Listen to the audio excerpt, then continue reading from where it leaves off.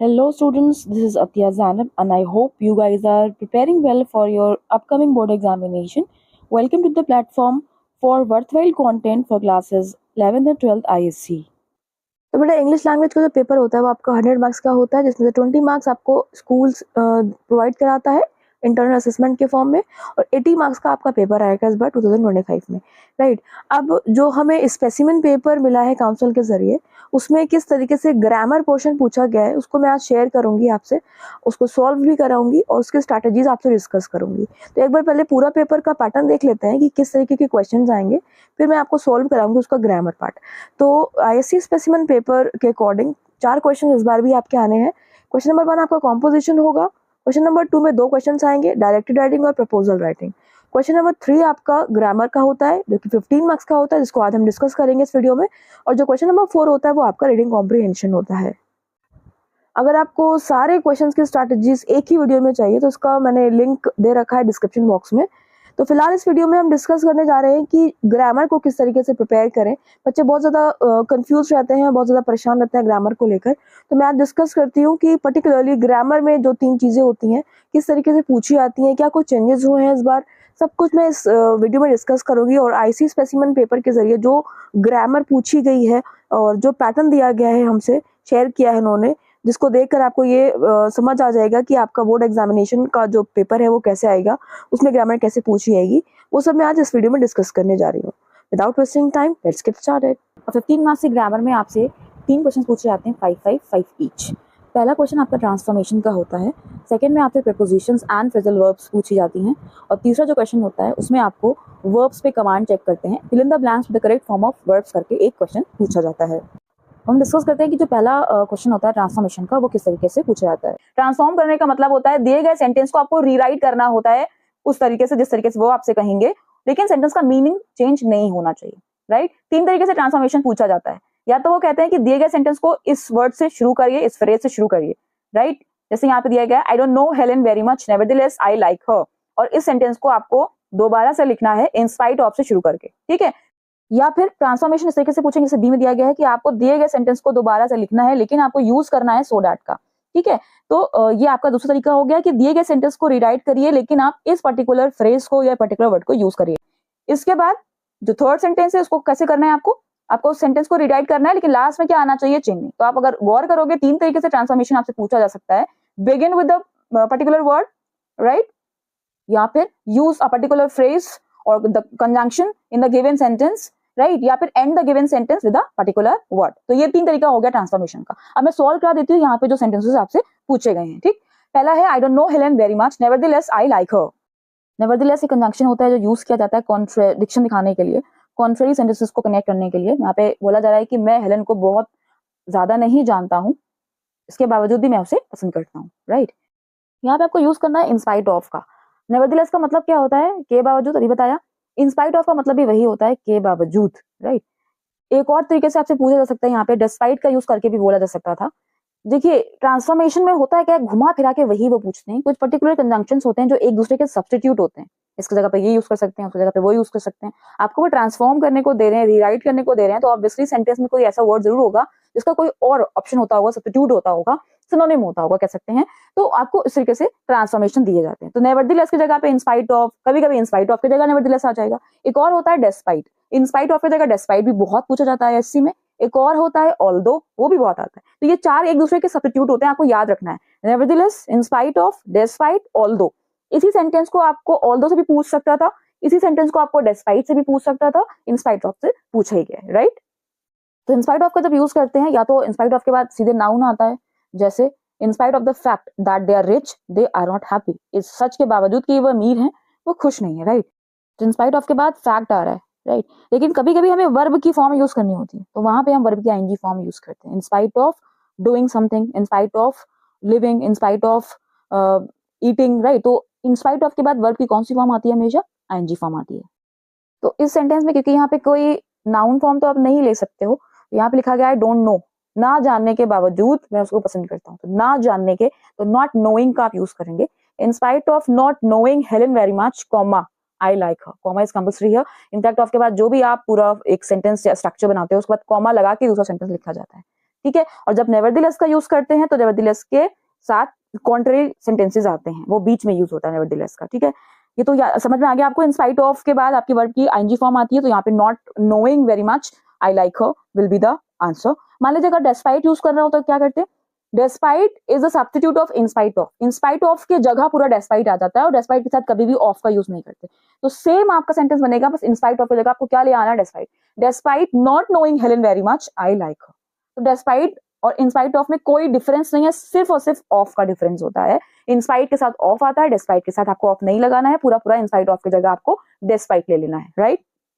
अब मान लीजिए ऑल्दो यूज करने को आता है आपसे यहीं पर, तो आप कैसे यूज करते, तो ऑल्दो का मतलब होता है हालांकि।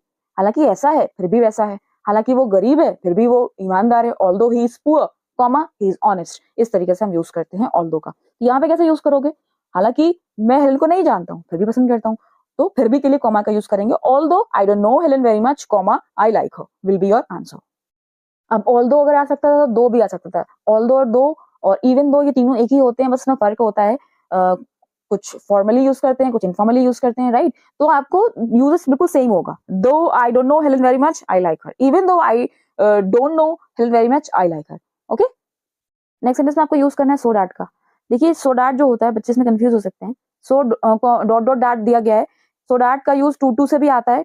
ही is too old to walk, he is so old that he can not walk. ये सभी को पता होगा, 9th-10th में बहुत बार आप ये सॉल्व कर चुके होंगे, राइट। एक होता है सो दैट एक साथ आता है, तो so dot dot dot that is the substitute of too, right. But so that जो एक साथ होता है, जिसका मतलब होता है ताकि, यानी जब पर्पस बताया जाता है किसी सेंटेंस में, किसी चीज का पर्पस बताया जा रहा है। यहाँ पे कहा जा रहा है कि उन्होंने खिड़की खोली, उसका पर्पस क्या था, कि वो स्मोक अंदर नहीं आने देना चाहते थे। तो यहाँ पे सेंस क्या टू वाला आ रहा है, is too weak to walk करके, नहीं। यहाँ पे सो डैट आपका अलग अलग नहीं है, सो डैट एक साथ है, राइट। तो यहाँ पे आप सो डैट ताकि का सेंस लेके यूज करोगे। दे ओपन द विंडो ताकि स्मोक अंदर ना आने पाए, राइट। अब यहाँ पे ताकि के बाद यानी सो डैट के बाद आप दे का यूज नहीं करोगे, क्या यूज करोगे, स्मोक लेके आओगे वहां पे। दे open the window so that the smoke. अब इसके आगे क्या आएगा, स्मोक अंदर ना आने पाए। अंदर ना आने पाए के लिए आप क्या यूज करोगे, मॉडल आपको यूज करना पड़ेगा। और आप देख सकते हो यहाँ पे सेंटेंस आपका पास्ट है, ओपनड सेकंड फॉर्म आ रही है ना, इसलिए इधर क्या आएगा आपका वुड आएगा। क्या आएगा, would. They open the window so that the smoke would not go into the kitchen, right. Next sentence, Chennai is bigger than most other Indian cities. और आपको खत्म करना है सेंटेंस को चेन्नई पर। बिगर पे आप फोकस करिए, ये है कंपैरेटिव डिग्री। ये जो सेंटेंस है आपका डिग्रीज ऑफ कंपैरिजन टॉपिक से लिया गया है बेटा। डिग्रीज ऑफ कंपैरिजन एक टॉपिक होता है जिसका ट्रांसफॉर्मेशन जरूर आता है, आपका ऑलमोस्ट आता है, रिपीटेडली आया है, ठीक है। ये आपका 9th-10th में भी था, ठीक, नया नहीं है यहाँ पे। अब वही है ना, कमांड अगर ले लिया होगा जिन बच्चों ने, उनको यस इजी लगेगा, ठीक। तो डिग्रीज ऑफ कंपैरिजन आपको जरूर आना चाहिए। तो फिलहाल यहाँ पे आप देखो कंपैरेटिव डिग्री है, और आपको यहाँ पे एंड करना है चेन्नई से, ठीक। तो इसका आंसर ऐसे होगा, very few Indian cities are as big as Chennai. देखिए इस चीज को समझाना कि वेरी फ्यू से ही क्यों स्टार्ट हुआ है, और कैसे very few cities are as big as Chennai, और दिए गए सेंटेंस का मीनिंग सेम है, क्योंकि ट्रांसफॉर्मेशन का मतलब होता है मीनिंग चेंज ना होने पाए। इस चीज को समझाने के लिए टाइम चाहिए, लेकिन है बहुत इजी टॉपिक। मैंने डिस्क्रिप्शन में इसका एक लिंक दे रखा है, आप उसको देख लीजिएगा। छोटा सा टॉपिक है, इस पर कमांड जरूर कर लीजिएगा। मैं यहाँ नहीं बता पाऊंगी बच्चा, बिकॉज उसको समझाने के लिए बहुत टाइम चाहिए होता है, ठीक है। क्योंकि comparative to superlative, superlative to comparative, comparative to positive, ये तीनों एक दूसरे के सब्स्टिट्यूट होते हैं, तो उसको सीखने के लिए एक लंबा टाइम चाहिए होता है। तो फिलहाल इसका आंसर होगा, very few Indian cities are as big as Chennai, ठीक है। अब आगे बात करते हैं D. He was so old that he could be my grandfather. यानी वो इतना ओल्ड था कि वो मेरा ग्रैंडफादर हो सकता था। तो एनफ यहाँ पे यूज करना है आपको। उसका आंसर होगा, he was old enough to be my grandfather. तो अगर आपने गौर किया, मैंने ओल्ड एनफ बोला है, एनफ ओल्ड अगर आप लिख दोगे तो गलत हो जाएगा। तो यहाँ पे पूछने का मकसद ये है कि एनफ का यूजेज चेक करना चाह रहा है एग्जामिनर, कि आपको पता है कि एनफ जब एडजेक्टिव के साथ आता है तो एडजेक्टिव के बाद एनफ आता है। Old enough, easy enough, difficult enough, etcetera. लेकिन अगर नाउन आपको यूज करना है एनफ के साथ, तो एनफ पहले आता है। जैसे I made enough copies for them, he has enough money to buy a new car. Enough money, enough copies, enough coffee, okay. लेकिन जब कभी एडजेक्टिव के साथ आपको यूज करना होता है एनफ का, तो old enough, easy enough, difficult enough का यूज करते हैं, ठीक है। तो फिलहाल यहाँ पे आंसर होगा, he was old enough to be my grandfather. Next transformation direct indirect speech से लिया गया है। ये एक टॉपिक है, अच्छा खासा बड़ा टॉपिक है, इस पर भी आपको कमांड होना चाहिए। तो फिलहाल यहाँ पे इंटरोगेटिव सेंटेंस की इनडायरेक्ट स्पीच आपसे पूछी गई है। द जज आस्क्ड, सेड टू को आस्क्ड में चेंज करके दिया है इन्होंने। और जब हम इंटरोगेटिव सेंटेंस की इनडायरेक्ट स्पीच बनाते हैं तो वहाँ पे कंजंक्शन इफ का यूज़ करते हैं, और दिए गए सेंटेंस में जो सब्जेक्ट होता है उसमें चेंजेस लाया जाता है अकॉर्डिंगली कि किसके लिए यू का यूज़ हुआ है। जज प्रोसिक्यूटर से कह रहा है तो यूज़ ऑब्वियसली प्रोसिक्यूटर के लिए यूज़ हो रहा है, तो आप यहाँ पे प्रोसिक्यूटर के लिए ही का यूज़ करेंगे। आंसर हो जाएगा द जज asked the prosecutor if he, और पास्ट फॉर्म हो जाती है, अग्री है, डू का यूज़ हुआ है, प्रेजेंट फॉर्म में तो पास्ट फॉर्म हो जाएगी।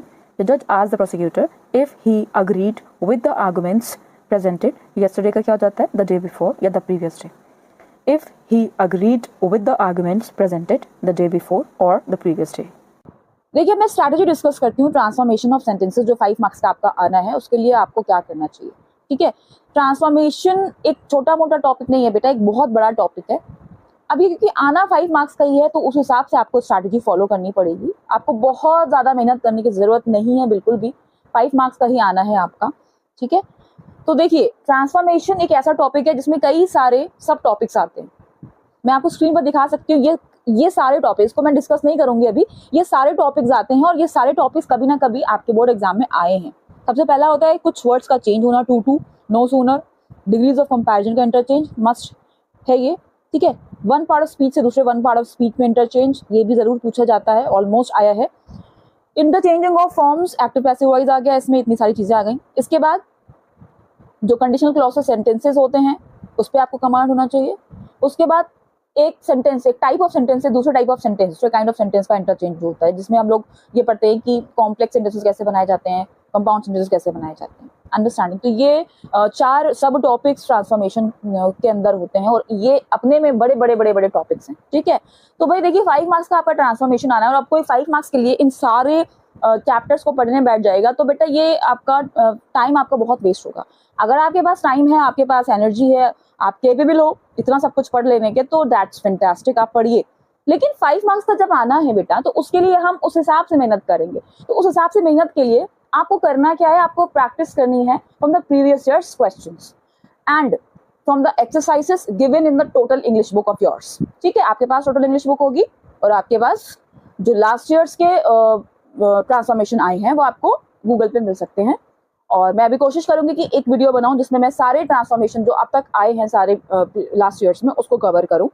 इंशाल्लाह मैं जल्दी बनाऊंगी वो वीडियो भी। तो फिलहाल स्ट्रैटेजी यही है बेटा, 5 मार्क्स के लिए इतने सारे टॉपिक्स पढ़ने की आपको जरूरत नहीं है। आप केवल क्या करोगे, प्रैक्टिस करोगे। तो ये तो समझ में आ गया आपको कि प्रैक्टिस करनी है, बट द क्वेश्चन अराइजेस कहाँ से प्रैक्टिस करें। उससे प्रैक्टिस करेंगे आप तो आंसर्स आपको पता होना चाहिए, सोल्यूशन आप जो सेंटेंस मेक कर रहे हो वो सही है कि नहीं, राइट। टोटल इंग्लिश का सोल्यूशन आपके पास होना चाहिए, उसमें आपको बहुत टाइम लग जाएगा। तो एक आपको ऐसा प्लेटफॉर्म चाहिए जहाँ पे टोटल इंग्लिश के जो भी सेंटेंसेस हैं उसको सॉल्व किया गया हो या फिर प्रीवियस ईयर्स का सोल्यूशन अवेलेबल हो। ठीक है, बाकायदा उसको एक्सप्लेन किया गया हो, क्योंकि एक एक ट्रांसफॉर्मेशन अपने में एक पैटर्न होता है। अगर आप एक वो पैटर्न सीख लो फॉर अ पर्टिकुलर सेंटेंस तो आप उस तरीके के कई सारे सेंटेंसेस बना सकते हो, राइट। अभी भी अगर किसी बच्चे को मेरी बात समझ में ना आ रही हो कि आपको प्रैक्टिस से ही ट्रांसफॉर्मेशन रेडी करना है, प्रिपेयर करना है, तो मैं अब आपको प्रीवियस ईयर में जो ट्रांसफॉर्मेशन पूछे गए ना वो एक बार 2-3 ईयर्स के दिखाती हूँ और आपको उसमें सिमिलैरिटीज दिखाती हूँ कि कैसे पूछे जाते हैं, किस तरीके का पैटर्न आता है। तो 2023 में जो आपका क्वेश्चन पेपर आया था इसमें आप देख सकते हो आपको एक्टिव पैसिव का सेंटेंस दिया गया है पैसे, सो शी इज एटीट्यूड से लेकर पजल्ड मी तक के सेंटेंस है उसको आई हैव से बनाना है। दैट मींस ये एक्टिव टू पैसिव आपसे पूछ रहा है। तो याद रखते हो एज सून एज का नो सूनर, ये no sooner as soon as transformation पूछा गया है। फिर टू का सो दैट आया है, नॉट ओनली बट ऑल्सो का बिसाइड्स करके एक सब्स्टिट्यूट होता है, राइट। इसके बाद आपका एक इनडायरेक्ट स्पीच का सेंटेंस पूछा गया है। अब आप 2020 का सेट देखिएगा, फिर से यहाँ पे नो सूनर पूछा गया है। फिर इसके बाद एक स्कार्सली पूछा गया है। स्कार्सली खुद नो सूनर का ही सब्स्टिट्यूट होता है, कोई नई चीज नहीं होती है, राइट। फिर थर्ड सेंटेंस में अगेन आपसे एक्टिव पैसिव पूछा है। द बस से लेकर फ्लैट तक सेंटेंस है और फ्लैट से स्टार्ट किया गया है, एक्टिव टू पैसिव पूछ रहा है आपसे।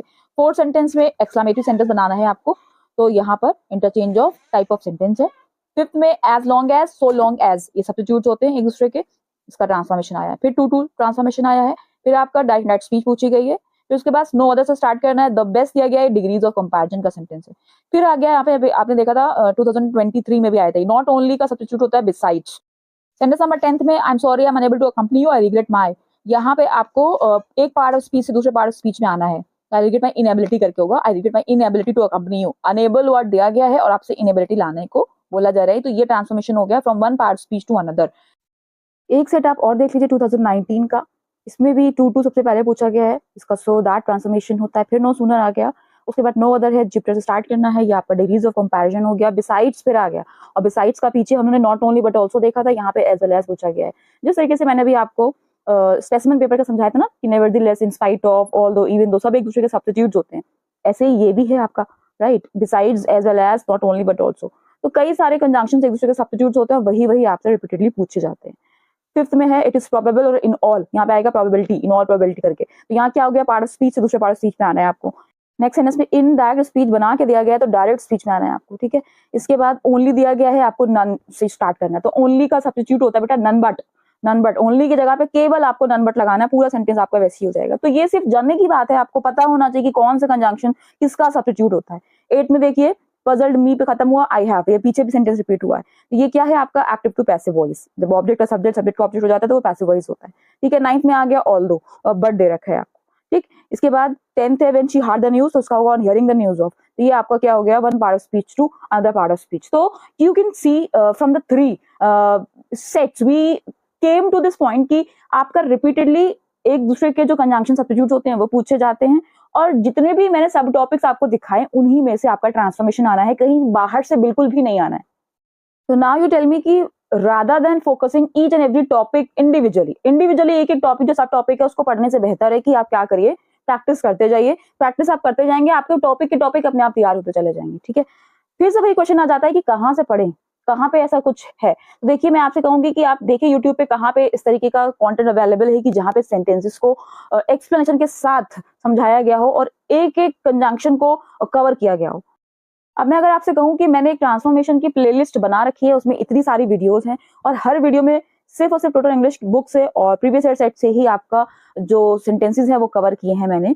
अब इसमें से कुछ बच्चे बोलेंगे कि मैम सिर्फ अपने व्यूज बढ़ाने के लिए बोल रही हैं कि मेरे चैनल से पढ़ो, ऐसा कुछ भी नहीं है। आपको जहां ये सारी चीजें अवेलेबल मिल रही हैं विद गुड एक्सप्लेनेशन, और एक्सप्लेनेशन ऐसा कि आपको वाकई क्लैरिटी से समझ में आए, अगर ऐसा कहीं भी अवेलेबल है आप वहां से पढ़िए, not from only my channel.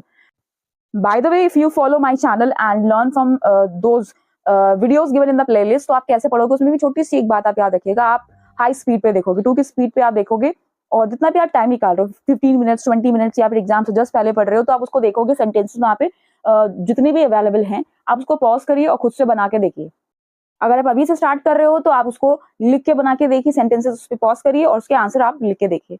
फिर उसके बाद क्या करेंगे, आप सारे सेंटेंसेस मेक कर लेंगे इकट्ठा, आप उसका एक्सप्लेनेशन देखेंगे कि आपके आंसर सही आ रहे हैं कि नहीं आ रहे हैं। आपको अगर लिखने का भी दिल नहीं कर रहा है, आप क्या करो, सेंटेंसेस को पॉज करो, वर्बली सोचो उसका आंसर अपने दिमाग में कि ये जो ट्रांसफॉर्मेशन दिया गया इसका आंसर क्या होगा, वर्बली बोल के देखो, उसके बाद देखो मेरा आंसर क्या है जो मैंने वहां पे बताया है आपको। और थोड़ा सा अगर आपका मिसमैच हो रहा है तो वहां पे जो मैंने एक्सप्लेनेशन दिया है उसमें वो चीज क्यों आ रही है, तो वो आपको सीखनी है, ग्रैब करनी है, जो भी उसमें ग्रामर रूल पर्टिकुलर लगेगा। अंडरस्टैंडिंग?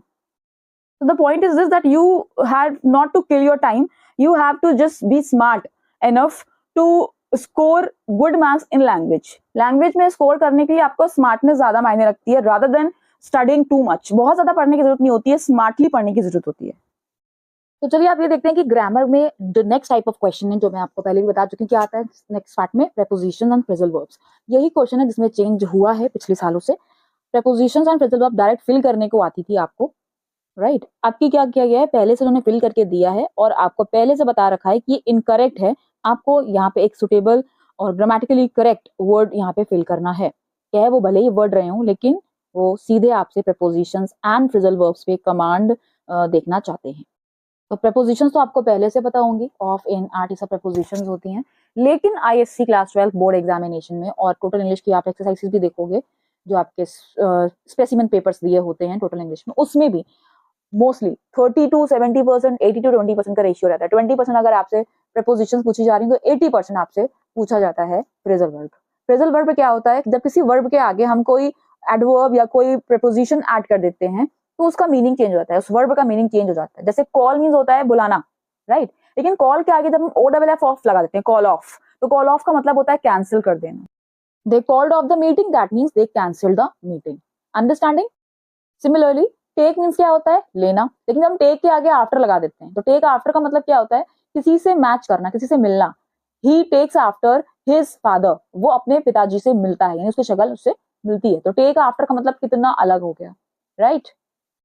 एक फ्रेजल वर्ब आप बचपन से पढ़ते आ रहे हो, लुक आफ्टर। लुक आफ्टर मतलब सबको पता होता है, देखभाल करना, ठीक है? लुक मतलब क्या होता है? देखना, लेकिन जब आप आफ्टर लगा देते हो तो उसका मतलब चेंज हो जाता है, देखभाल करना।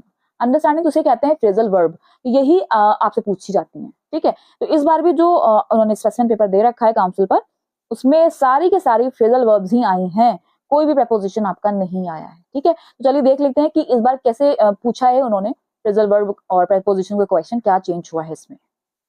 तो पीछे भी डिस्कस किया मैंने कि इस बार क्या है, आपको ऑलरेडी एक वर्ड वहां पे लिखा हुआ आएगा, उसके नीचे अंडरलाइन होगा और आपको वहां पे बताना है कि उसके जगह पे suitable, correct, grammatically correct word क्या आना चाहिए, ठीक है? वो भले ही वर्ड बोल रहे हो, लेकिन मैं आपको बार बार बोल रही हूँ कि वो फ्रेजल वर्ब ही पूछते हैं आपसे।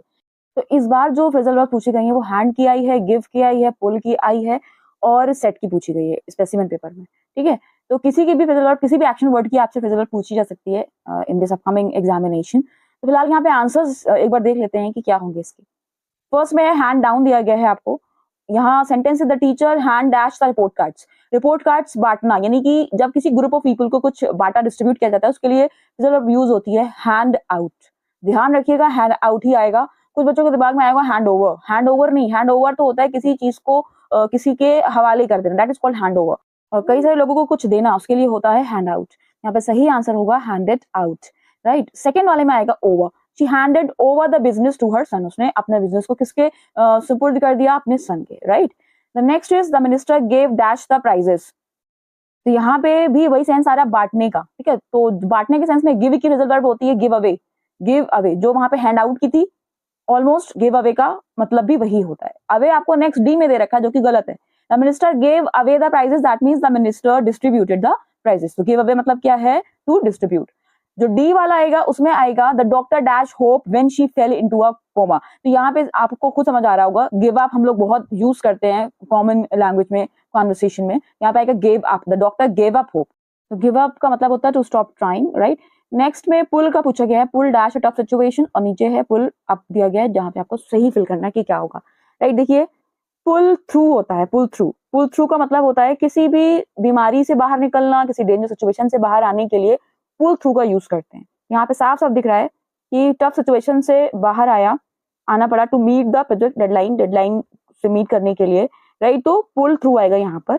और नेक्स्ट में है शताब्दी एक्सप्रेस, किसी व्हीकल, किसी गाड़ी के पहुंचने के लिए यूज किया जाता है पुल इन, राइट? पुल इन मतलब क्या होता है? अराइव या रुकना, राइट? तो शताब्दी एक्सप्रेस कब पहुंचेगी, ये सेंस आ रहा है, तो आएगा आंसर पुल इन। नेक्स्ट 2 सेंटेंसेस में सेट की फिलहाल पूछी गई है। तो पहला है कि कुछ सीट्स जो है वो हैंडीकैप के लिए रख दी गई हैं। सीट्स अलग कर देना या कुछ पैसा बचा लेना या कोई चीज अलग करके रख देना किसी इंसान के लिए, किसी पर्टिकुलर पर्पस के लिए, इसे कहते हैं सेट असाइड। ये आपको समझ में आ रहा होगा नाम से ही, असाइड का मतलब होता है एक तरफ। तो set aside is a phrasal verb that is used here. Some seats are set aside, ASIDE, aside for the handicapped. H में आएगा we immediately set dash fixing the roof. इसका आंसर होगा about, set about. Set about का मतलब होता है किसी चीज को स्टार्ट करना, to begin something with vigour, energy के साथ, बहुत ही एक्साइटमेंट के साथ किसी चीज को शुरू करना, उसके लिए यूज किया जाता है सेट अबाउट। तो रूफ को फिक्स करने के लिए हमने शुरुआत करी, that is sense here, set about fixing the roof. Last 2 sentences में रन की फ्रेजल वर्ब पूछी गई है। फर्स्ट है run dash problems while trying to fix the computer. यहाँ पे आंसर होगा इनटू। रन इनटू का मतलब होता है टू कोलाइड समवन और समथिंग, राइट? कंप्यूटर फेस करते वक्त उसको प्रॉब्लम्स फेस करना पड़ी अचानक से, ही रैन इनटू आएगा यहाँ पे। सेकंड है आपका रैन फॉर प्रेसिडेंट, किसी इलेक्शन में कॉम्पीट करना, कॉम्पिटिशन में पार्टिसिपेट करना फॉर द इलेक्शन, हम लोग उसके लिए यूज करते हैं run for, right? Run for a particular post, run for mayor, run for prime minister post, right? तो यहाँ पे आंसर होगा ही रैन फॉर प्रेसिडेंट। तो एक बार फिर से रिकॉल कर लेते हैं। हैंड आउट तो पहला है, हैंड आउट का मतलब होता है to distribute, to give something to a lot of people. और नेक्स्ट में आपका आएगा हैंड ओवर द बिजनेस। फिर है give away, give away phrasal verb use हुई है। गिव अवे द प्राइजेस का मतलब है distributed the prizes. Give up hope, ये बहुत इजी था। Next is pull through a situation, किसी डेंजर सिचुएशन या टफ सिचुएशन से बाहर आना, चाहे वो बीमारी हो, कोई चीज हो, वहां पे यूज किया जाता है पुल थ्रू। बीमारी वाला भी सेंटेंसेस बहुत बार पूछा गया, पुल थ्रू इलनेस करके, राइट। नेक्स्ट है आपका पुल इन का मतलब होता है टू अराइव। नेक्स्ट है सेट असाइड, कुछ बचा के रखना फॉर द फ्यूचर। नेक्स्ट है सेट अबाउट मतलब टू स्टार्ट और बिगिन समथिंग विद विगर और विद एक्साइटमेंट, विद enthusiasm.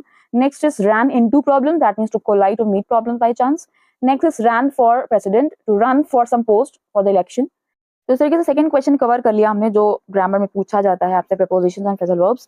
और जैसा कि आपने देखा कि preposition एक भी नहीं है, सारे के सारे phrasal verbs पूछे गए हैं, ठीक है। तो अब स्ट्रैटेजी पे डिस्कशन कर लेते हैं कि कैसे तैयार करना है ये सारे phrasal verbs।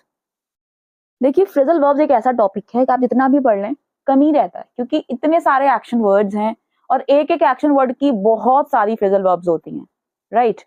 और जब कई सारी phrasal verbs आप याद कर लेते हो तो आपके दिमाग में खिचड़ी भी पकने लगती है, किसका ये मीनिंग था, उसका वो मीनिंग था। अगर आपने बहुत जल्दी जल्दी एक हफ्ते के अंदर बहुत सारे phrasal verbs याद कर ली हैं तो आपके दिमाग में खिचड़ी पकती रहेगी, इसका ये मीनिंग था, उसका वो मीनिंग था। इस वजह से मैं यहाँ पे एक छोटी सी बात यहाँ पे बताना चाहूंगी, क्योंकि कुछ ऐसे बच्चे होते हैं जो बहुत पहले से ही प्रिपरेशन करने लगते हैं इंग्लिश लैंग्वेज के लिए। तो उनके लिए मैं ये बोलूंगी कि देखिए क्लास 9 से आपका ये phrasal verbs टॉपिक स्टार्ट हो जाता है। तो अगर आप क्लास 9 से ही बहुत सिंसियर हो जाओ ना phrasal verbs पे कमांड के लिए, तो 12th ISC में आपके लिए ये बहुत इजी टॉपिक हो जाएगा। अब जिन बच्चों ने क्लास 9 10th में phrasal verbs पे ध्यान ही नहीं दिया है, तुक्का मार के आए हमेशा इस क्वेश्चन में, तो फिर थोड़ा सा प्रॉब्लम होगी, राइट।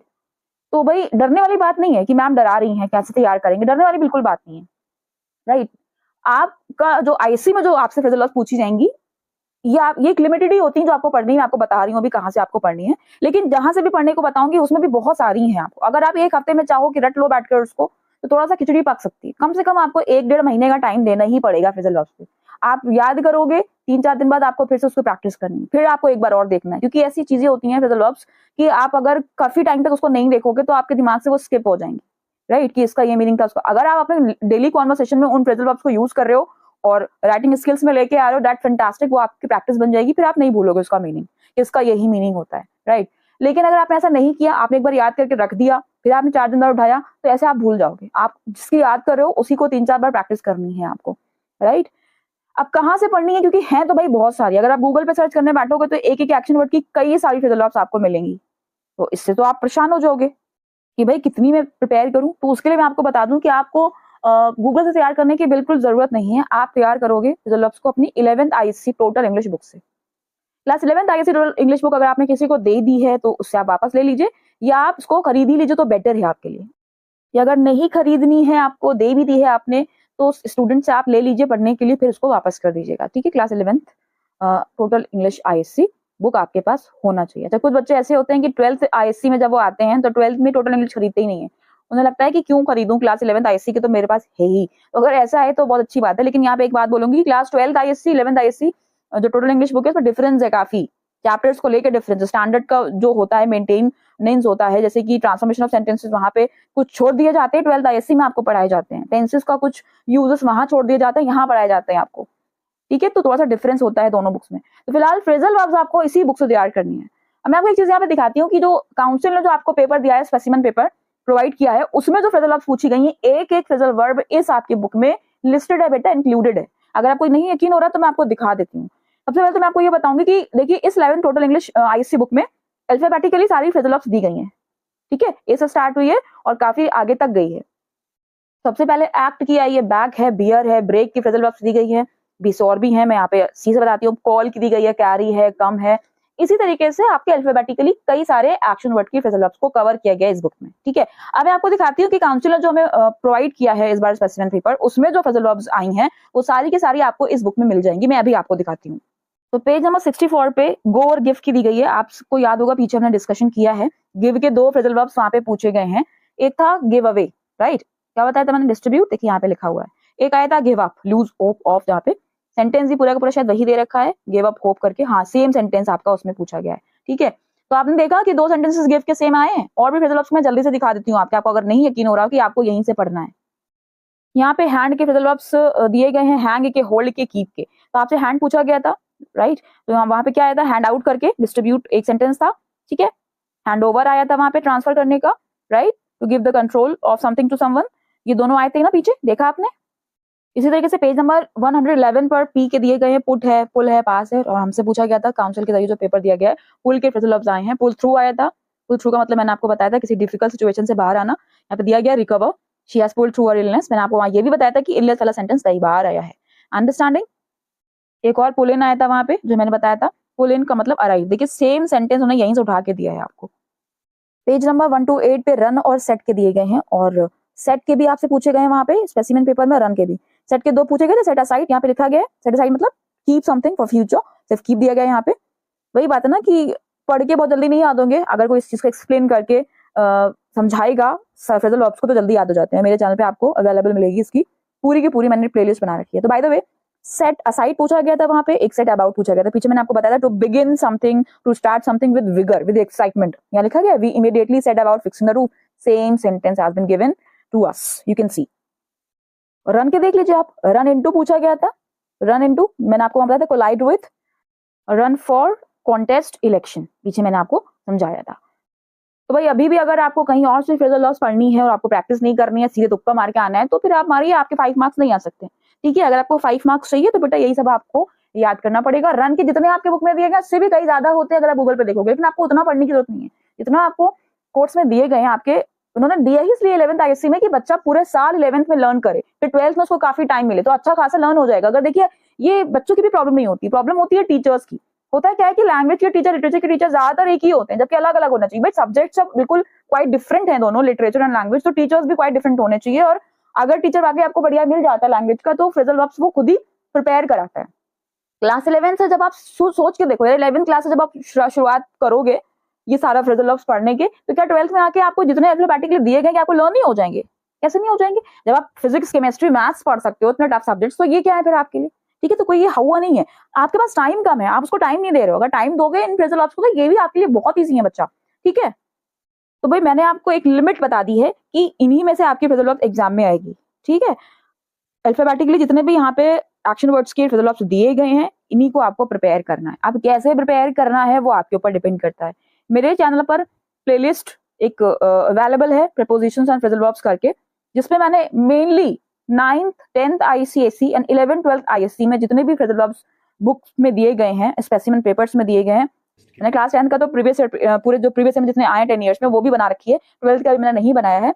तो मतलब अगर आप देखोगे उसको तो इनमें से कई सारे फ्रेजल वर्ब्स मैंने कवर किए हैं। अगर जो बच्चे अपने आप से लर्न करना चाह रहे हैं देख देख के, तो वो लर्न कर सकते हैं, लेकिन अगर आप सुन के लर्न करोगे एक्सप्लेनेशन के साथ तो आपको जल्दी याद होंगे। ठीक है, तो इसके लिए भी अलग से मैंने एक प्लेलिस्ट बना रखी है। मैं अगेन बोलूंगी, अगर आपको ये लग रहा है कि मैं अपने व्यूज बढ़ाने के लिए कह रही हूँ कि मेरे चैनल से पढ़ो, तो ऐसा बिल्कुल भी नहीं है। आप खुद देखो, मैं यहाँ पे आपको दिखाती भी जा रही हूँ कि कैसे मैंने कवर किए हैं।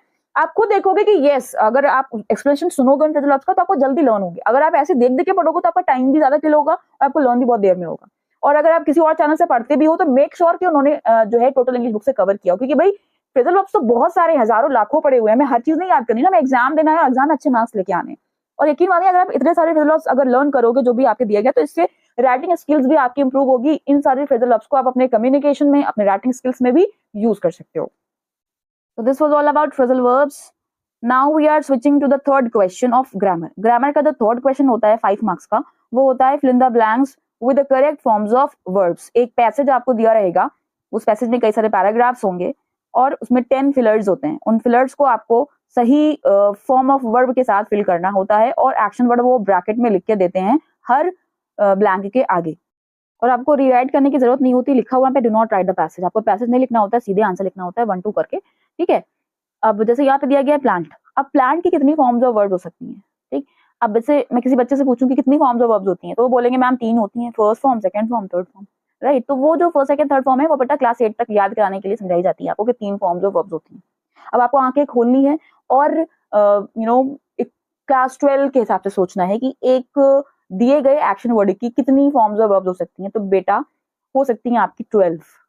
अब मैं कैसे बोल रही हूँ 12? क्योंकि 12 टेंसेज होते हैं, और 12 भी नहीं, 12 के अलावा 12 तो टेंसेस वाली फॉर्म्स ऑफ वर्ब्स हो गई, मॉडल्स के साथ भी आपकी फॉर्म्स ऑफ वर्ब्स बनती हैं। अब मैं ये सब क्या बोल रही हूँ, मैं एक एग्जांपल के जरिए आपको समझाती हूँ। देखिए यहाँ पे फर्स्ट में लिखा गया है ब्लैंक के आगे प्लांट, तो प्लांट की कौन सी फॉर्म ऑफ वर्ब यहाँ आएगी? अब ये नहीं कि first form plant, planted, planted ही आ सकती है, नहीं भाई। टेंस कितने होते हैं? 12। अब कुछ बच्चे बोलेंगे मैम टेंस तो केवल 3 होते हैं प्रेजेंट पास्ट फ्यूचर। नहीं, हर एक टेंस के 4 काइंड्स होते हैं, राइट? तो चार काइंड्स एक टेंस के हो गए तो 4 3 12 टेंसेस होते हैं टोटल। तो भाई 12 टेंसेस होते हैं, तो उसका मतलब कि 12 टेंसेस की फॉर्म्स ऑफ वर्ब्स आ सकती हैं यहाँ पे आ सकता है plants, planted, will plant, right, is planting, was planting, will be planting, had planted, has planted, right, will have planted. तो what should be the correct answer? तो आपकी जो फॉर्म ऑफ वर्ब यहाँ पॉसिबल हो सकती है वो 12 को हटा के अगर मॉडल्स लेके आओ, can plant, could plant, would plant, right. तो my point of view is this कि लिमिट नहीं होती है वहां पे, केवल आपके दिमाग में ये आए कि यहाँ तो केवल प्लांटेड आ सकता है या वॉज प्लांटिंग आ सकता है, नहीं, कुछ भी आ सकता है अकॉर्डिंगली, राइट। तो माय पॉइंट इज दिस कि इस पर्टिकुलर क्वेश्चन पर अगर आपको कमांड चाहिए तो आपके टेंसेस बड़े अच्छे होने चाहिए। आपको पता होना चाहिए कि हैड प्लांटेड कौन सा टेंस होता है, इज प्लांटिंग कौन सा टेंस होता है, ये टेंस होते हैं, ये फॉर्म्स ऑफ वर्ब ही तो टेंस होते हैं। टेंस क्या है? टेंस एक फॉर्म ऑफ वर्ब है, एक वर्ब का फॉर्म को ही हम टेंस कहते हैं, जिसका एक पर्टिकुलर यूज होता है। हैड के साथ वर्ब की थर्ड फॉर्म एक पर्टिकुलर सिचुएशन आने पर ही यूज किया जाएगा। इज के साथ verb ING form is coming, is going, एक पर्टिकुलर सिचुएशन पर ही यूज किया जाता है, ठीक है। तो टेंसेस से बहुत बढ़िया कमांड अगर जिसका है उसके पूरे के पूरे 5 मार्क्स आने हैं, ठीक है। तो ये तो हो गया स्ट्रैटेजी। स्ट्रैटेजी क्या हुई इसकी कि आपको टेंसेस पे कमांड लेने ही लेना है इस क्वेश्चन के लिए। और अगर आप इस क्वेश्चन के लिए पूरे के पूरे टेंसेस पढ़ने बैठ दो तो वो आपका, मैं ये नहीं बोलूंगी कि आपका टाइम वेस्ट होगा, बिल्कुल भी नहीं। अगर आप टेंसेस पढ़ोगे तो एक चैप्टर पढ़ने से आपके बहुत सारी चीजों का फायदा हो सकता है। अगर आप पूरे के पूरे टेंसेस कवर करते हो, 12 टेंसेस पूरे बता रही हूँ, ठीक है, अगर पूरे 12 टेंसेस आप कवर करते हो तो आपका एक्टिव पैसिव सॉल्व हो सकता है, आपका डायरेक्ट इनडायरेक्ट सॉल्व हो सकता है, क्योंकि एक्टिव पैसिव वॉइस में भी टेंसेस का ही कमाल है, डायरेक्ट इनडायरेक्ट में भी टेंसेस का ही रोल है, राइट। और ये आपका क्वेश्चन तो है ही। राइटिंग स्किल्स में आपके कितने यूज होते हैं? टेंसेस अगर नहीं आते हैं तो आप सेंटेंस स्ट्रक्चर ही नहीं बना पाओगे, ठीक है। बात समझ रहे हो मेरी? मैं ये बोलना चाह रही हूँ बच्चा कि आपको टेंसेस तो पढ़ने ही पढ़ने हैं, ठीक है। अगर आपके पास ये कुछ बच्चे होंगे ना, बहुत लास्ट में देख रहे होंगे, मेरे पास बहुत सारे कमेंट्स आते हैं, ma'am watching 1 hour before exam, watching 1 day before exam. बेटा 1 डे बिफोर पढ़ रहे हो चाहे 1 आवर बिफोर पढ़ रहे हो, तो अगर कहीं टेंसेस की कहीं भी कुछ भी नोट्स मिल जाए कि कौन सी फॉर्म ऑफ वर्ब कहाँ लगानी है तो पढ़ जरूर लेना, वही काम आनी है इस क्वेश्चन के लिए और आपके राइटिंग स्किल्स के लिए। तो ये तो हुई स्ट्रैटेजी कि आपको टेंसेस पढ़ने ही पड़ेंगे, ठीक है। दूसरी चीज क्या, ज्यादातर जो पैसेज आपके दिए जाते हैं वो पास्ट के दिए जाते हैं। ज्यादातर बोला है मैंने, हमेशा पास्ट फॉर्म्स नहीं आती हैं। बहुत सारे पैसेजेस ऐसे आए हैं जिसमें प्रेजेंट फॉर्म्स यूज हुई हैं, वर्ब एसओरियस आया है। मैंने 1 घंटे की कई सारे वीडियोस बनाई, 2-3 वीडियोस बना के डाली हैं FIB की, उसमें अलग अलग पैसेज आए हैं। किसी में पूरा कॉन्वर्सेशन चल रही है इंसानों की, तो वहां पे उन्होंने उस according form of verb use करी है, अंडरस्टैंडिंग। तो it is not for always कि आपका पैसेज हमेशा पास्ट में ही आएगा, बट ऑलमोस्ट आपका पास्ट में आता है। अब क्योंकि ऑलमोस्ट पैसेजेस पास्ट में होते हैं तो इसका मतलब ये हुआ कि जो पास्ट की फॉर्म्स ऑफ वर्ब्स होती हैं उस पे आपका कमांड होना चाहिए, ठीक है। देखिए एक टेंस के 4 काइंड्स होते हैं बेटा। पास्ट टेंस के भी 4 काइंड्स हो गए, past indefinite, past continuous, past perfect, past perfect continuous. देखिए आप डरिएगा बिल्कुल ही, मैम टेंसेस बनाने बैठ गई। मैं टेंसेस आपको इस तरीके से समझाऊंगी कि आपको बहुत अच्छे से क्लियर हो जाएगा। और ये जो पैसेज आपका आया है स्पेसिमेन पेपर में जो मैं दिया गया काउंसिल के जरिए, इसमें भी ज्यादातर आपके पास्ट फॉर्म्स ही यूज हुई हैं। मैं पहले आपको आंसर्स दिखाऊंगी इसके, जिससे आपको इंपॉर्टेंस समझ आए, ये रियलाइज हो कि हाँ भाई सीखना ही पड़ेगा कि फॉर्म्स और वर्ब्स कैसे यूज करनी होती है, यानी टेंस का यूज। देखिए ये आंसर्स हैं, had planted, envisioning, was admiring, hoping, had flown, realise and so on. आप इसमें देखो कहाँ कहाँ पे सेकंड फॉर्म और हैड थर्ड फॉर्म आई है। ए और वॉज यानी कि पास्ट की फॉर्म्स कहाँ कहाँ आई हैं? ए है, सी है, इसके बाद ई है, एफ है और आई है, इसके बाद जे है। कितने हो गए? 6। यानी 6 आंसर्स आपके ऐसे हैं जिसमें पास्ट की ही फॉर्म्स हमने यूज करी हैं। तो यहां से आपको ये आइडिया हो जाना चाहिए कि मुझे पास्ट टेंस के जितने काइंड्स होते हैं उस पर बढ़िया कमांड होना चाहिए। अब ये हैड प्लांटेड लिखा है बेटा, ये हैड थर्ड फॉर्म का स्ट्रक्चर है। ये हैड थर्ड फॉर्म क्या होता है? पास्ट परफेक्ट कहते हैं इसको, पास्ट परफेक्ट टेंस कहते हैं। सी में लिखा है वॉज एडमायरिंग, ये वॉज के साथ वर्ब आईएनजी क्या होता है बेटा? इसको कहते हैं past continuous. Past was past हो गया, आईएनजी कॉन्टिन्यूअस होता है, पास्ट कॉन्टिन्यूअस हो गया, राइट। इसी तरीके से ई में हैड फ्लोन, फ्लोन जो है आपका फ्लाई का थर्ड फॉर्म फ्लोन होता है, fly, flu, phloem, had phloem, had third form use हुई अगेन क्या है? Past perfect, third form perfect, had मतलब पास्ट, तो ये पास्ट परफेक्ट। एफ में रियलाइज सेकंड फॉर्म दी गई है, ठीक है। आई में कैप्चर्ड, ये भी सेकंड फॉर्म आई है, इसको कहते हैं simple past tense. Second form जहां पे हुई है यूज, इसको इसमें कौन सा टेंस है? Simple past tense. जे में आ रहा है हैड की थर्ड फॉर्म, ये कौन सा है? फिर से पास्ट परफेक्ट फॉर्म। तो past perfect form, past continuous and past tense, simple past tense, ये 3 फॉर्म्स पास्ट की यूज हुई हैं, ठीक है। तो अब मैं सॉल्व कराती हूँ आपको पैसे, तो वहीं पे आपको समझाऊंगी यूजेस की, कब क्या यूज करना होता है और कैसे आप दिमाग लगाओगे कि यहाँ पे मुझे सेकंड फॉर्म लगानी है कि यहाँ पे मुझे हैड थर्ड फॉर्म लगानी है, ठीक है। Let's get started now. तो यहाँ पे पैसेज कुछ इस तरीके से स्टार्ट हुआ है, लास्ट समर, पिछले समर। तो यहाँ से समझ में आ रहा होगा आपको, पास्ट की बात वो बता रहे हैं। एमिली किसी गर्ल की बात हो रही है। Had been working, past perfect continuous tense है। एमिली गार्डन में बिना थके हुए काम कर रही। तो यानी इस लाइन से मैं समझ में आया कि पास्ट की बात हो रही है एमिली की, राइट, एमिली के पास्ट की। नेक्स्ट है she dash a variety of flowers. अब बच्चों के दिमाग में दो आंसर आ सकते हैं कि भाई इतना तो उनको क्लियर हो, इतना तो सबके पास कॉमन सेंस होगा कि लास्ट आ रहा है, हेड आ रहा है, इसका मतलब पास्ट का लगाना है। ज्यादातर बच्चे 60% बच्चे, 60 to 65 या 70% कह लो, प्लांटेड फील करेंगे। She planted a variety of flowers. तो प्लांटेड ना आके यहाँ पे आएगा हैड प्लांटेड। क्या डिफरेंस होता है, हैड लगने पर क्या चेंज हो जाएगा आंसर? बिल्कुल चेंज हो जाएगा, और आपका गलत हो जाएगा अगर आपने हैड प्लांटेड ना लिख के प्लांटेड लिख दिया, ठीक है। आपको 0 मार्क्स मिलेंगे उस पर्टिकुलर आंसर के लिए, ठीक है। हैड प्लांटेड और प्लांटेड में क्या डिफरेंस है बेटा? इसके लिए आपको ये सीखना है कि सेकंड फॉर्म का यूज कहाँ करते हैं और हैड थर्ड फॉर्म का यूज कहाँ करते हैं। मैंने इस पर एक शॉर्ट बनाया था, उस शॉर्ट को मैं क्या इंट्रोड्यूस कराती हूँ जिससे आपको जल्दी से समझ में आ जाए। How can we use had third form and second form in the same sentence? अगर किसी पास्ट के दो एक्शंस को आपको एक्सप्रेस करना हो जिसमें एक एक्शन पहले हो चुका हो और दूसरा एक्शन बाद में कंप्लीट हो, दोनों ही एक्शन कंप्लीट हो चुके हों, तो पहले एक्शन के लिए आप यूज करते हो हैड थर्ड फॉर्म और बाद वाले एक्शन के लिए आप यूज करते हो सेकंड फॉर्म। फॉर एग्जांपल, हमारे स्टेशन पहुंचने से पहले ट्रेन जा चुकी थी, तो ट्रेन जाने का काम और पहुंचने का काम दोनों पास में हो चुका है, लेकिन पहले कौन सा काम हुआ है? ट्रेन के जाने का। तो ट्रेन के जाने के लिए जो आप वर्ब यूज करेंगे वो यूज करेंगे हैड थर्ड फॉर्म, और पहुंचने के लिए जो आप वर्ब यूज करेंगे वो यूज करेंगे सेकंड फॉर्म। तो सेंटेंस हो जाएगा the train had already left before we reached the station. Police के वहां पहुंचने से पहले ही चोर भाग गए थे। चोर के भागने का काम पहले हुआ, पुलिस के पहुंचने का काम बाद में हुआ। The thieves had run away before the police arrived. Where should we use past perfect tense or had third form? Let's understand. So first of all, always remember had third form is generally most probably used along with second form in the same sentence. Very rarely we use had third form alone in a sentence. It means had third form and second form are used as a pair in the same sentence. Whenever we want to show two completed actions of past time, we use had third form and second form. Now, the action that took place earlier, we use had third form, and the action that took place later, we use second form. For example, the thieves had run away before the police came. You can understand which action took place first, we have used had third form, and the action that took place later, we have used second form. तो अभी आपको थोड़ा clear हुआ हो, नहीं हुआ है तो अब आप समझ लीजिएगा। देखिए यहाँ पे बताया गया बिगिनिंग में कि जो एमिली है, लास्ट समर की उसकी बात बताई गई है कि वो टायरलेसली का मतलब बहुत विगर के साथ गार्डन में कुछ वर्क कर रही थी, और उसी ड्यूरेशन की बात बताई गई है आगे कि लास्ट समर जब हुआ ऐसा कि जब वो टायरलेसली वर्क कर रही थी तो क्या था उस वक्त, क्या किया उसने। तो उसने वैरायटी ऑफ फ्लावर्स को प्लांट किया था, राइट। अभी मैंने आपको बताया कि जब हम पास्ट की बात करते हैं तो वहां पे पास्ट परफेक्ट यानी कि हैड थर्ड फॉर्म का यूज किया जाता है। इस वजह से यहाँ पे आएगा हैड प्लांटेड। ऑलरेडी हम बता रहे हैं कि she had been working tirelessly. तो अब हम क्या बताएंगे कि उस दौरान जो काम हुआ उससे भी पहले, यानी कि टायरलेसली जब वो वर्क कर रही थी उससे पहले क्या काम हुआ कि उसने वैरायटी ऑफ फ्लावर्स को प्लांट किया था, ठीक है। तो इसलिए यहाँ पे क्या आएगा, हैड प्लांटेड। उसके आगे आएगा सेकंड में, envisioning a vibrant and colourful display. Envisioning यहाँ पे जो यूज हुआ है ये एज अ पार्टिसिपल फ्रेज की तरह यूज हुआ है। अब बहुत से बच्चे सोचेंगे कि मैम पता नहीं क्या बोल गई पार्टिसिपल फ्रेज। तो बेटा बहुत इजी सी चीज बता रही हूँ मैं कि कभी कभी वर्ब आईएनजी फॉर्म यूज किया जाता है किसी सेंटेंस के रिजल्ट को बताने के लिए, ठीक है। आप स्क्रीन पर देख सकते हो। तो देन पार्टिसिपल फ्रेज के यूजेस दिए गए यहाँ पे। लास्ट सेंटेंस देखो कि the car exploded into the house. Car ने हाउस में एक्सप्लोड कर गई कार, और इसका रिजल्ट क्या हुआ, हर्टिंग मैनी पीपल, बहुत सारे लोगों को हर्ट करते हुए।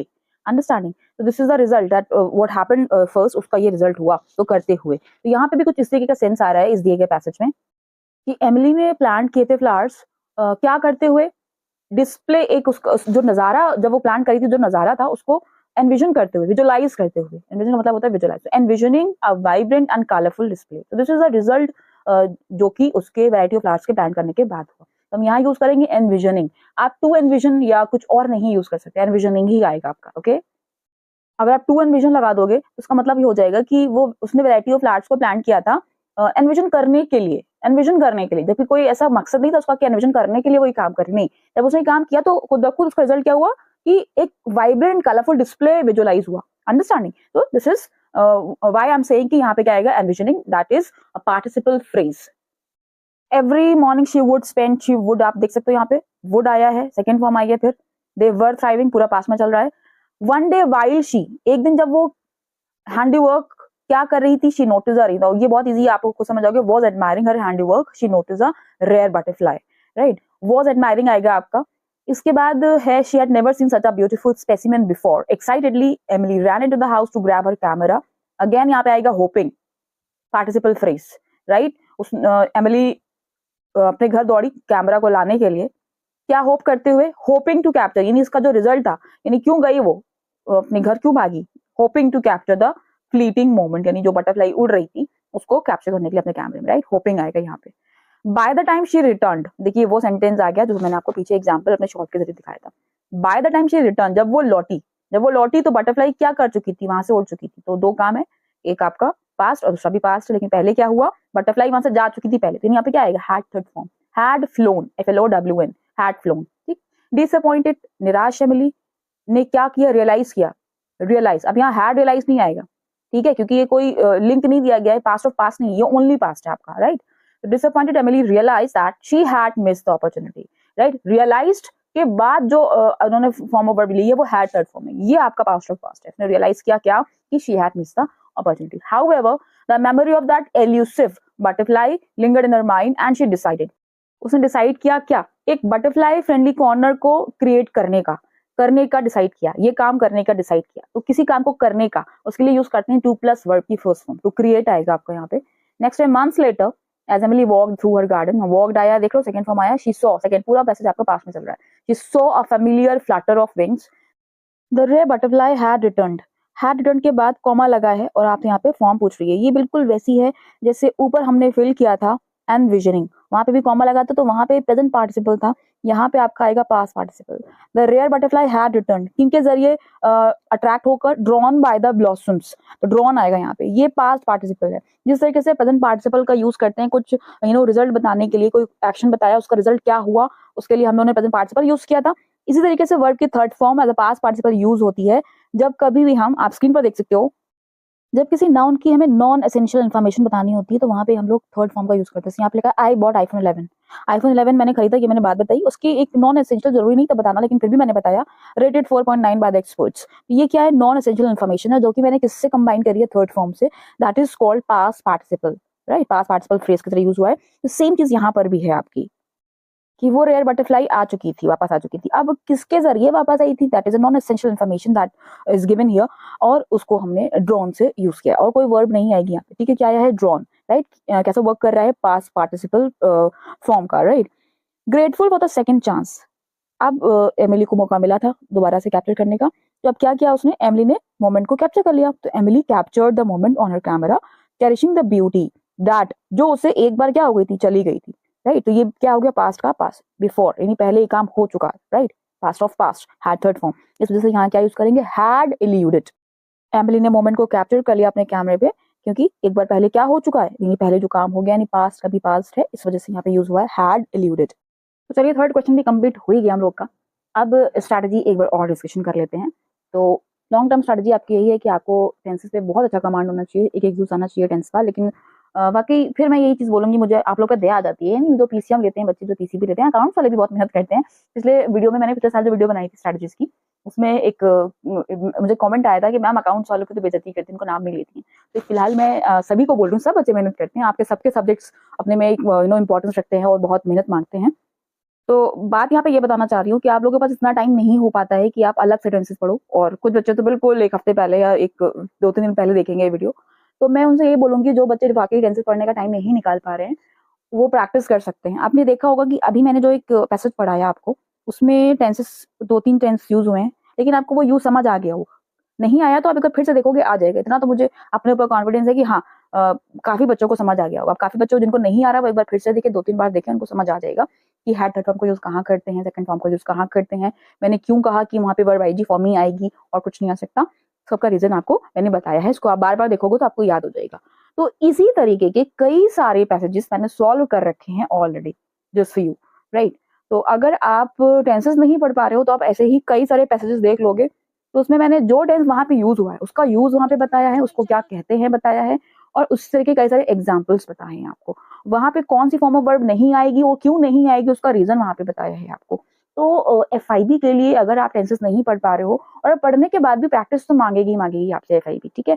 तो कई सारी एक्सरसाइजेस मैंने सॉल्व करा रखी हैं, और कई सारी वीडियोस में तो मैंने 1-1 घंटे की वीडियोस में आपके टोटल इंग्लिश की 8 से 10 पैसेजेस एक वीडियो में पूरा सॉल्व कराया है, अंडरस्टैंडिंग। और उसमें कुछ प्रेजेंट वाली फॉर्म्स आई हैं, कुछ सेकंड फॉर्म वाली आई हैं, और बहुत सारी फॉर्म्स ऐसी होती हैं, second form had third form repeat हो रही है, तो यूज भी बार बार रिपीट होता है, मैं बार बार बोलती हूँ उस चीज को। तो अगर आप 3 से 4 वीडियोस भी देख लोगे तो आपका अच्छा खासा कमांड हो जाएगा कि कौन सी फॉर्म्स ऑफ वर्ब ज्यादातर आती हैं और कैसे हमें यूज करनी है। ठीक है, तो FIB के लिए भी प्लेलिस्ट मौजूद है, आप वहां से प्रैक्टिस कर सकते हो। अगेन मैं वही बात बोलूंगी, अगर आपको लग रहा है कि मैम सिर्फ अपने व्यूज बढ़ाने के लिए, अपने को पॉपुलर करने के लिए सब कर रही है, तो ऐसा कुछ भी नहीं है बच्चा। I just want you score nice marks, maximum marks. आपको जो प्लेटफॉर्म मिल रहा है अच्छे फॉर्म्स ऑफ वर्ब सीखने का, एक्सप्लेनेशन आपको और जगह अच्छा मिल रहा है, देन यू गो देयर। ठीक है, इसमें कोई दिक्कत नहीं है। But the strategy I told you that you should have a command on tenses and you should have command on the usage of forms of verbs, particular form of verb ही क्यों आएगी, इसका आंसर आपके पास होना चाहिए। I shall follow the strategies discussed here and will grab more concepts and be confident enough to score maximum in your grammar for upcoming board examination 2025. Wish you all the best for your examination. If you like the content, please do share with your friends. Thank you for watching.